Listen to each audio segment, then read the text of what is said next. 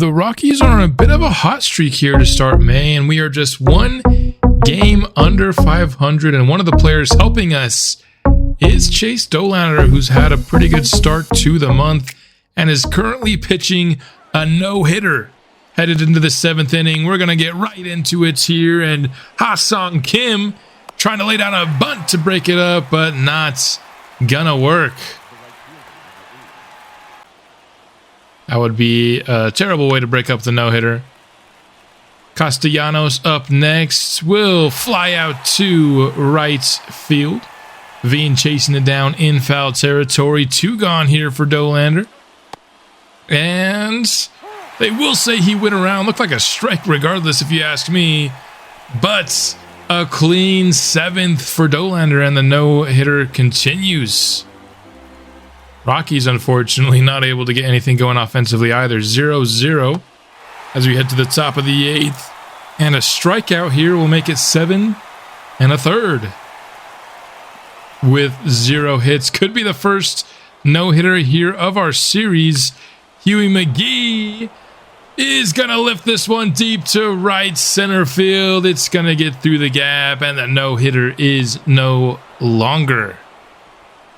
The 1-out double from McGee. Drafted first baseman of this team.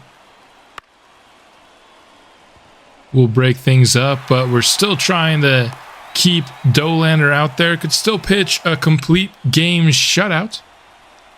2 gone here for Brett Wisely. Deep to right field, but Veen easily settles underneath it.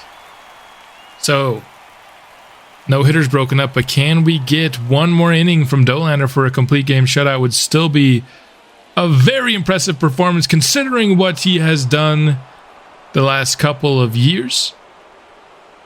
David VR, leadoff single here. Could really use a double play off of it. Jason Lindsay up next. He looks at the curveball, low and outside for strike 3, the 10th K of the game for Dollander, but he'll actually be relieved after that strikeout. I guess coach trying to let him get to double-digit strikeouts before bringing him out. The Rockies protecting just a 2-0 lead. Double play here will end the game and secure the victory. The Rockies are now 22-22 through 44 games. I think this is the first time in the franchise we've had a non-losing record after the first handful of games. Offense took their time getting going, but they put a couple of runs in the 8th to secure the victory. But we're not done with the Major League squad yet. Let's hop into the 3rd and final game here of this division series against the Giants, who are currently 18-26 on the year. So they're in last place in the division. It's not the Rockies, where we've seen, our team pretty easily hold that spot through the first several years of this series. And we sweep the Giants here in Game 3. On the mound today will be Sean Jelly. So far this year, not doing so bad. 4.11 ERA, 1.3 WHIP. Leading off for the Giants, Jason Lindsay, who is on a really bad cold streak so far, hitting under the Mendoza line, but he does get one through the infield, not quite. Kyle Brown almost able to glove that. Thought that was easily through, but regardless, it's a single for Holiday. Ha-Sung Kim up next, and another one hit right through the infield. Left over the middle of the plates. And Kim going from one division rival to another. Makes it 2 on and no one down. Castellanos up next. We'll get a free base, so 3 straight hitters reach. We've got a little bit of a jelly jam here, and 1 out is acquired. With the curveball high in the zone. Not sure what Sabal was waiting for there. Seemed like a very hittable pitch. Certainly not one to wait on. A little too patient on that one. Huey Drew up next. Another drafted Giants player. He's going to ground into a double play, and We get through the jam, allowing no runs. The bases were loaded, 0 outs. What a strikeout into the double play, and Sean Jelly out of the jam cleanly. Great start to this game. We'll be facing off against Robbie Ray in this one. So far this season, 4.5 ERA roughly with the 1.5 whip. Somebody that I think we can get a few runs off, hopefully, in this one. Only had 2 last game. Hopefully we can get much more today. Because it's a lefty, we've got Kevin Newman leading off, and leads off with a ground out. Kyle Brown, another guy who hits better against lefties, much higher in our lineup. But a fly out here to right makes it 2 straight retired. Murillo lifts this one deep to left, and it is gone. Rafael Murillo getting his day started in a major way, putting the Rockies on the board. His 12th homer of the year, nearly 450 feet on that pitch. Rockies fans are excited, and they are showing out to this game. That was a pretty full stands there. Excited to see the Rockies hopefully propel themselves to the first winning record we've had in several years. Ethan Salas up next, hitting over 300 so far this year. Mishandled over at second, should have been an easy out, but instead Salas gets onto first base. Extends this first inning a little bit more. Jordan Beck will strike out swinging behind him, though. But Rafael gives us the early lead with that powerful swing. Sean Jelly gets one to Marco Luciano. As you can see, won the 2024 Rookie of the Year, and here on base for a single. A little bit of a blooper into the outfield. Huey McGee up next and strikes out swinging. It's nice to see that the Giants have some of their drafted players already reaching the majors. They're a team that has drafted a lot of guys that have high floor, low ceiling types. And they're getting their way into the majors. And here, Brett Wisely picking up an RBI off of a deeply hit ball to right field, his 6th double of the season thus far. David Villar up next. Lifts it to left. Joey Meneses in pursuit, and he gloves it easily. So 2 down, but still a runner in scoring position for Jason Lindsay. Singled his first time up. Here, he draws a walk. So not a great start to the year for him, but 2 straight times reaching first with his plate appearances. But Kim will end the inning with a fly out over to Jordan Beck. 1-all here as we get to the bottom of the second. Omar Figueroa swipes at that pitch. Second strikeout of the day for Robbie Ray. Meneses, quick grounder over to third. Makes it 2 quick outs for the Rockies. Chavis hitting .323 this year, having himself a really good year against lefties, and he adds to it with a single down the third base line. And scratch that, make it a double. Able to beat the throw in for the extra base hits. Runner in scoring position for Cerny, who lifts it deep to center field, but is caught out by Jason Lindsay. 1-all here as we get to the top of the third. Nick Castellanos with a hit very similar to what we just saw from Chavis, and much like Chavis, he slides into second. Giants in a good position to score their second run here. Can they do it? Sable will advance the runner to third on that ground out. Into sacrifice fly territory for Huey Drew. Lifted to right field. That runner should sag the throw by Jordan Beck, and he got him to end the third. What a play by Jordan Beck. And then Ethan Salas to end the inning. That looked like Thought for sure it would bring home a Giants run, but Salas quick to tag after the catch just in time. What a defensive play. Newman, soft tapper to third. He'll have his second consecutive ground out. Kyle Brown up next. 35 pitches for Robbie Ray so far, and Kyle Brown gets a big hold of this ball to that left corner, reaching the wall and getting an extra base hit. He really needs himself a good game here. He's hasn't had the best start to his rookie campaign. It's better against lefties and showing it off here on this plate appearance. Murillo reaching on that pitch outside the zone. So an easy grounder there. It'll bring up Salas, lefty here. And a tapper to second will end the inning. 3 hits for the Rockies, 5 so far for the Giants through 3 innings.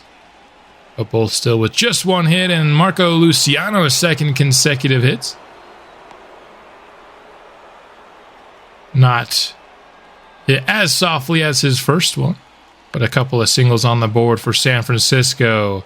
6-4-3 double play to clear the base pass here. Nice little flip of the glove there from Murillo. It's nice to see these double plays with both of our infielders of the future, or at least our hopeful infielders of the future. I don't know if Kyle Brown's quite the sure thing, but we're certainly counting on him for our future here. And a clean inning for Jelly. I remember back when he had, bases loaded, no one out yet in this game. Thought it would be a short outing for him, but he has certainly rebounded in a big way from there as Figueroa gives Colorado the lead with a 2-run blast to center. Omar Figueroa playing at the MLB level just a year after being drafted. Was drafted for his MLB readiness, and he's having himself a pretty solid rookie campaign. He is currently in the lead for Rookie of the Year, and plays like that are going to help him extend it. Liking what I'm seeing from the young first baseman. Meneses, pitch over the middle, and he cracks it to left center field. It will be back up against the wall. Huey Drew giving chase, but a double here for Meneses. His 8th of the season. Chavis, wild pitch there. Joey Meneses trying to reach third, and he'll do it safely.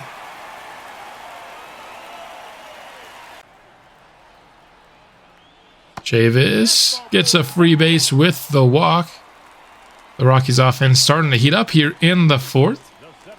Runners on the corner, still no one out here, and Cerny is hit in the foot with that curveball. So bases juiced, and Newman now draws a walk. Ray struggling to find the zone, will walk in a run. That would end the day here for Ray. Was pitching pretty solidly through 3, but just really fell apart for him in the 4th. Spencer Howard comes in and keeps the walk streak alive here. Another free run for the Rockies. Brings up Murillo. No one down. Bases juiced. Unfortunately not going to be another grand slam for him. But he will bring home run number 6 with the grounder. Salas also will bring home a Colorado run on the ground out. 2 gone here, but a 6-run inning so far for the Rockies. Can Jordan Beck keep things going? No, he can't. Strikes out on the cutter. I think you'll be happy settling for 6 runs in an inning, though. Jelly's got himself some insurance here to get another win on the board for him. 3rd strikeout to start the 5th. Jason Lindsay reached bases first 2 times. Barely going to miss it here. Cerny with the speed, able to run that one down. This one by Kim will get through that gap in that left center field for an extra base hit. Couldn't quite get the 1-2-3 inning here, but can we come out of it without any harm? And a liner here to Cerny indeed ends the inning. Dinger getting the fans excited out there. Figueroa homered his last time up, but this time got underneath it for a fly out. Meneses up next. Very similar location here. Forcing Huey Drew to do a little exercise over there in left field. This one will be grounded over to third, so a lot of action on that left side of the field in the inning, but not a lot of action for the Rockies offense. Could not capitalize on a very productive fourth inning. Jelly here gets his first out of the sixth. In line for a quality start here if we can finish off the inning. Huey Drew, though, sneaks this hit through the infield for a one-out single. And that would end the day. Thought it was maybe a little premature. Would have liked to give Jelly the chance to at least finish off the third, but in comes Michael Prosecki, who starts the day with a liner to Figueroa. Route number one. Couldn't quite get the double play out of that. That would have been impressive. Huey McGee, it will get this one fair. I thought that was heading foul, but it just kind of lost some of the momentum. So we've got 2 on, 2 down for Prosecki. Wisely up to the plate. Kyle Brown leaping throw is accurate. That'll end the inning. No harm done to the Rocky lead. Bottom 6 now. Cerny gets this pitch low in the zone. Over to second for an out. Not a very good offensive performance for him. Not a very good year offensively either. Newman having a good offensive year, but hasn't really shown up much in this game other than his one walk and then Kyle Brown down swinging. Easy 1-2-3 inning. In the 6th, VR will get robbed of a hit over there in right field. Jordan Beck making the play. Lindsey up, having a great day so far, and he keeps it going with a deep blast to left field. Not often do you see a Jason Lindsey homer, but anything's possible in Colorado. His 4th of the year, so not terrible power so far in the year, but having a very tough year is Jason Lindsey. I think this game single-handedly might get him going. 2 hits, a walk, a homer. Really good game from him. It's fun to see all these guys that the Giants have drafted. I'm enjoying it. A lot of them only have C potential. Jason Lindsey does have A potential, of course, as we know. Castellanos here. Fly ball to center field will make it 2 gone. Runner holds at first for Blake Sable, who strikes out swinging on that inside fastball. Good location on that pitch, but Lindsey with the solo shot narrows the lead to 5.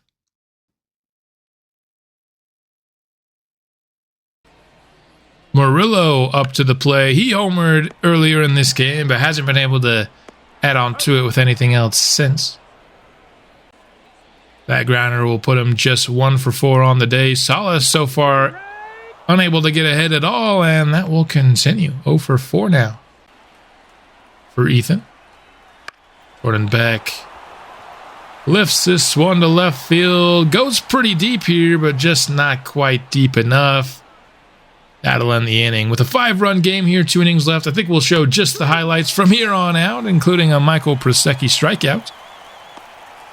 Making it 2 outs in the 8th. Huey McGee up next, and he blasts it for another San Francisco solo shot to cut the lead down to 4.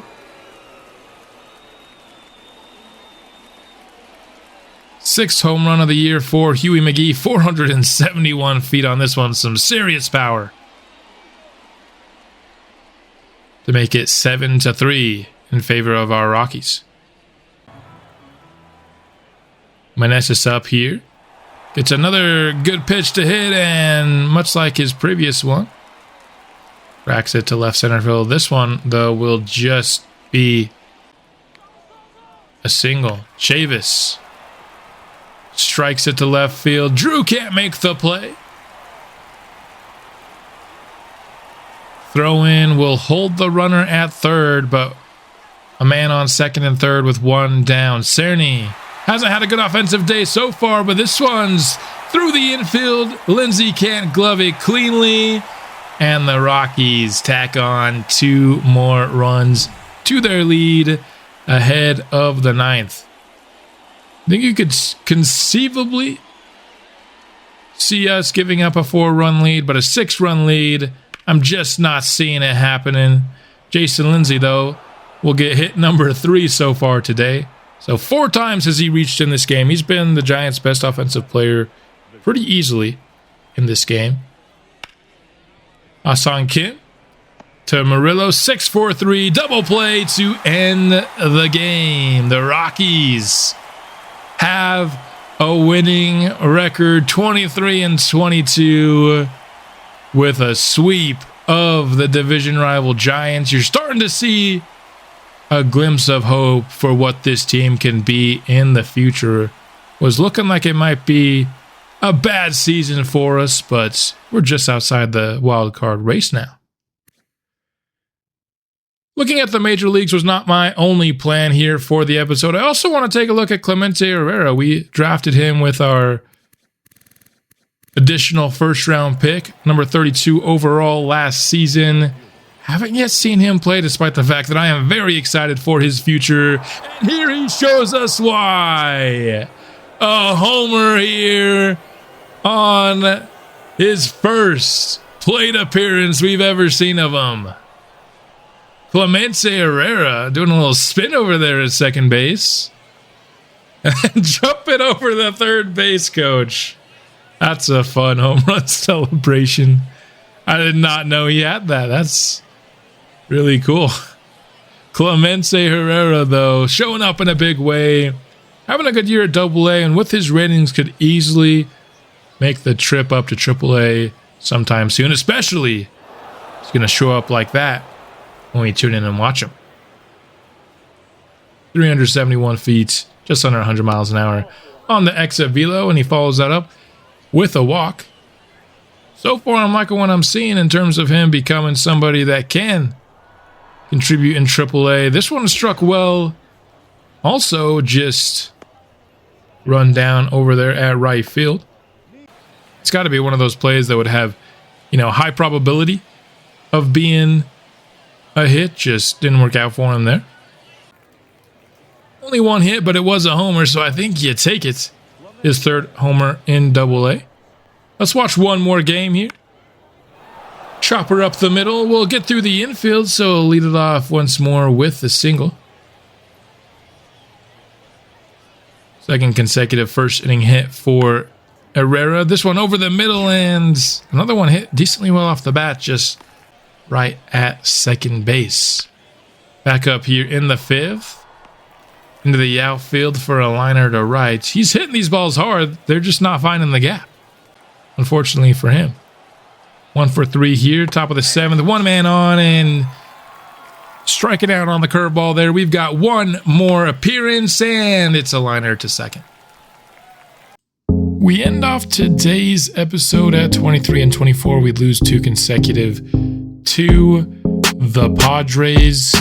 And for our team, I think, we've got to be playing above expectations. We're 30th in terms of talent in the league, and in terms of the standings, we're only 2 games out of the wild card. We're the first team out right now, certainly still in the mix. Of course, very young in this season, but a lot of W's on the screen here in May, including a sweep of the Padres the last time we played them, and a series win against the Atlanta Braves. Not an easy thing to do also beating the Pirates and the Giants, of course, which we saw.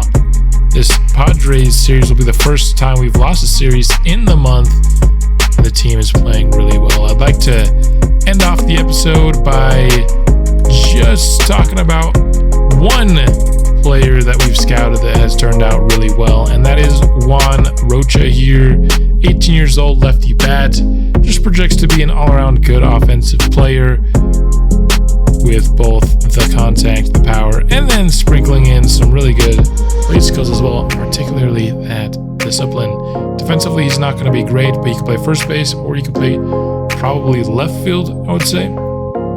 Would be another place I could see him playing, but like what I saw, was really hopeful for this first base class. I guess we could finish Charlie Joseph at some point as well. He's still looks pretty decent, but Chin was disappointing. But Rocha, who was honestly the guy I had third out of these three before we started scouting them, but so far so good with him.